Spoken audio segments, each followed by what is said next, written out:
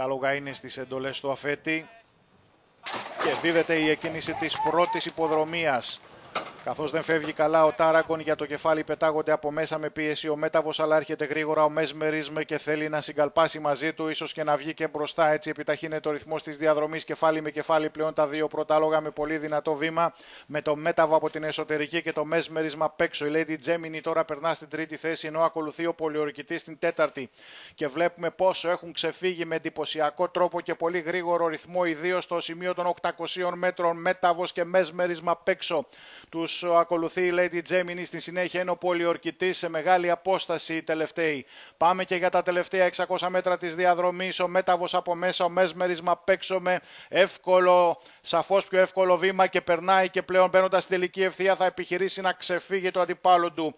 Mesmerism είναι αυτός που μπαίνει πρώτος στην τελική ευθεία και ξεφεύγει από το Μέταβο, ο οποίος ήδη αγχωτικά έχει μεν μεγάλη διαφορά από τους αντιπάλους του, αλλά ο Αναβάτης του έχει σηκώσει το μαστίγιο από πολύ νωρίς στην προσπάθειά του να κρατήσει ό,τι μπορεί, διότι έρχεται ο Πολιορκητής στα τελευταία μέτρα και θέλει να διεκδικήσει κάτι καλύτερο μαζί με τον Σπάρτακους, που θέλει να πάρει την δεύτερη θέση, και πράγματι βλέπετε ο Μέταβος εγκαταλείπει. Ο Σπάρτακος με φοβερό τέλος είναι αυτός που περνάει στη δεύτερη θέση, πλησιάζει το Mesmerism και θα μείνει στη δεύτερη θέση, και τρίτος ο Πολιορκητής μπροστά από το Μέταβο, που φυσικά κουράστηκε, ταλαιπωρήθηκε στην προσπάθειά του βέβαια να κρατήσει ένα κεφάλι από ένα πιο δυνατό αντίπαλο σε έναν πραγματικά φοβερό ρυθμό.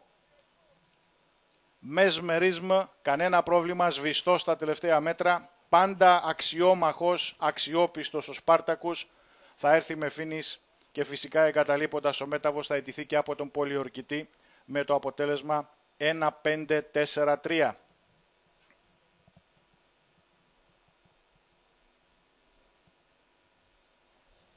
Ο Mesmerism σήμερα πέτυχε την τρίτη κούρσα της ζωής του. Ήταν ανώτερος, φάνηκε πανέτοιμος στα δικά μας μάτια. Ναι, έτσι έδειξε. Ήταν μια περίεργη κούρσα, γιατί είχε ένα άλογο που είναι πάρα πολύ δυνατός sprinter και ήταν ο μοναδικός αντίπαλος, οπότε δεν υπήρχε άλλη επιλογή από το να γίνει μια κούρσα εξοντωτική όπως και έγινε. Τα άλογα είχαν 60 και 62,5 κιλά αντίστοιχα, ήταν αναμενόμενο να κόψουν. Εντάξει, η κούρσα δεν διεκδικεί δάφνες από πλευράς τακτικής, δεν είναι κούρσα αυτή δηλαδή τέτοιο κάργα, πρέπει να περάσανε πάρα πολύ γρήγορα τα πρώτα 800 μέτρα. Αλλά εντάξει, το αποτέλεσμα είναι η νίκη και αυτό μετράει, με όποιον τρόπο και να επιτευχθεί. Πάμε παρακάτω τώρα.